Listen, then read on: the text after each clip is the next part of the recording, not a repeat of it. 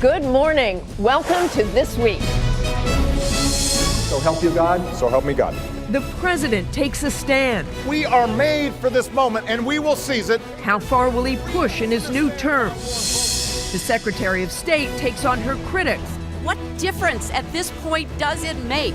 And tough words as Republicans regroup. We've got to stop being the stupid party. Plus, senators crossing the aisle to work on immigration reform. What's in their plan? We'll ask our headliners, Arizona Republican Senator John McCain and New Jersey Democratic Senator Bob Menendez. Then our powerhouse roundtable takes on all the week's politics. And is there really a controversy over this? You know who caught her? Lance Armstrong. Yeah, he is such a stickler for the truth now. Joining us, George Will, Democratic strategist Donna Brazile, Republican Congressman Dave Schweikert, New Republic publisher and Facebook co-founder Chris Hughes, and the host of NPR's Morning Edition, Steve Inskeep. From ABC News, This Week with George Stephanopoulos. Reporting from the Newseum in Washington, Martha Raddatz. Hello, great to have you with us. George is off this weekend. So much to get to this morning, including that controversy over the Oscar-nominated film Zero Dark 30 and so-called enhanced interrogation. Mark Bowl, the producer and screenwriter, is here to answer critics. But first, front and center this morning, Washington is set to tackle an immigration overhaul. The president is planning to speak about it on Tuesday, and our two headlining senators are working on a plan as well. Let's start with Arizona Republican Senator and ranking member of the Armed Services Committee, John McCain. Welcome, Senator McCain. You have spent a great deal of time in your career working on immigration issues. When do you think you can get this bipartisan plan out? And how much can you tell us about what's in it?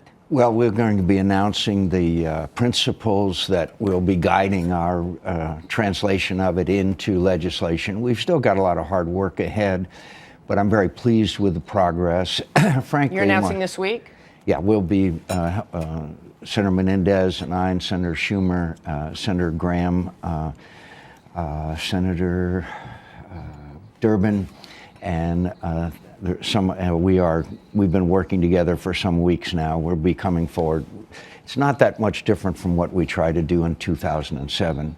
Martha, what's changed is that there is a new, I think, appreciation on both sides of the aisle, including, maybe more importantly, on the Republican side of the aisle, that we have to enact a comprehensive immigration reform bill. So this is comprehensive. It's not piecemeal. Yeah, this piecemeal stuff, the way the Senate works, very briefly, is that if you bring up one section of it, somebody has an amendment that brings up another part. We've seen a lot of that lately. We've definitely seen a lot of that lately. But what about a path to citizenship? That has to be also part of it.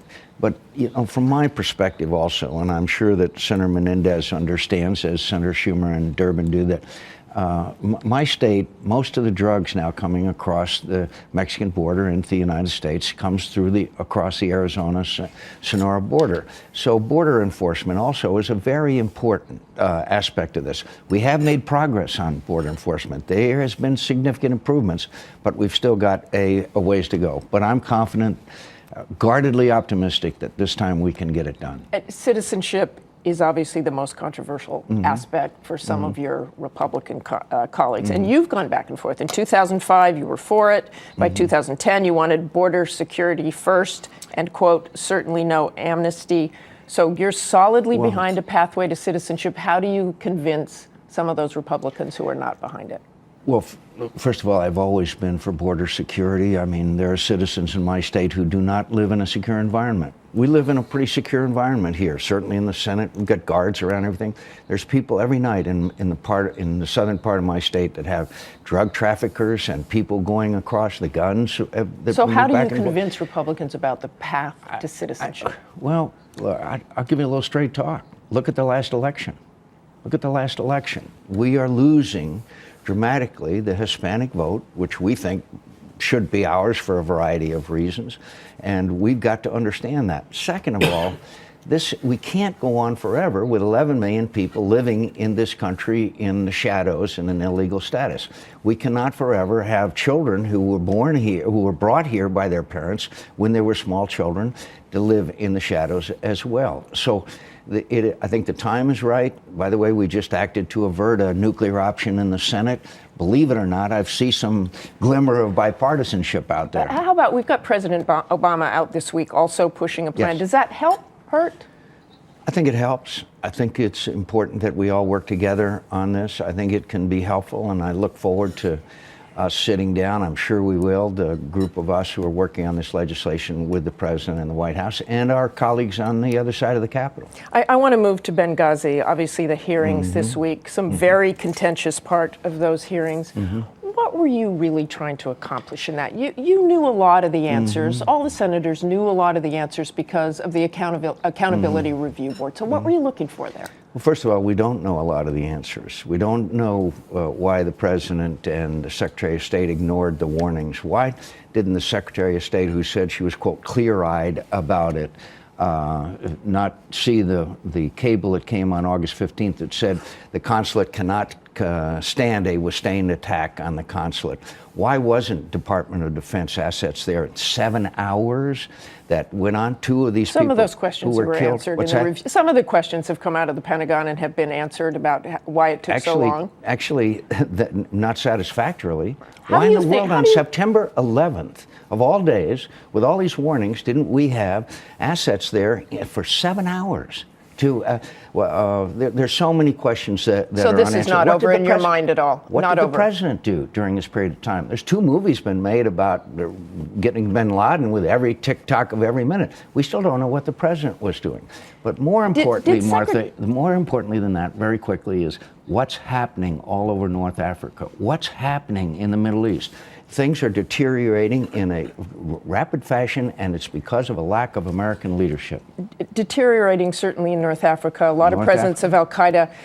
Let's Iraq, also talk about. Let's go to Syria. Let's talk about Syria. I actually spoke to Secretary of Defense Leon Panetta last week about Syria, and he had some pretty alarming things to say. He basically said those shells that the U.S. knew they were loading, artillery shells, are still sitting there loaded with chemical weapons. Take a listen to this. Well, they'd have to obviously decide whether they're going to put them on planes or try to load them into artillery, weapons of one kind or another. There are different ways to deploy this stuff.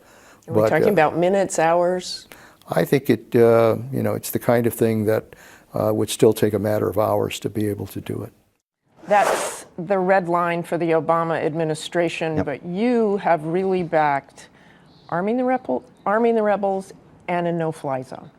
Yes, the rebels are, Bashar Assad is being supplied by the Russians and the Iranians with Iranian Revolutionary Guard on the ground with weapons.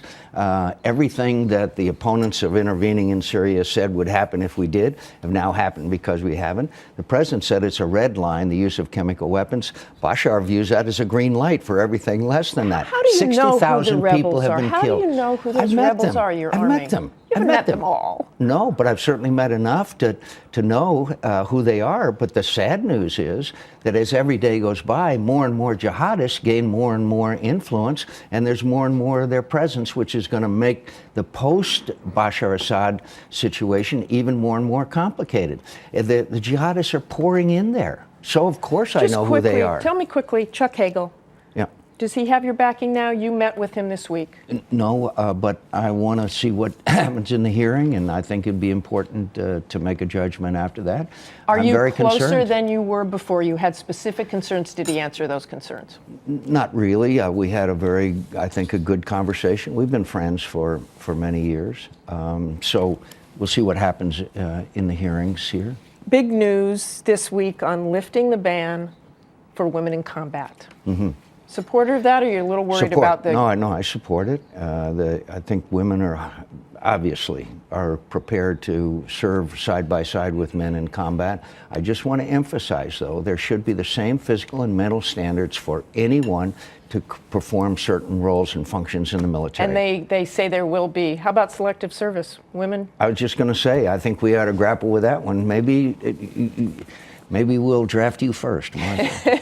Okay, I'll volunteer before that. Thank Okay. you so much for joining us, Senator McCain.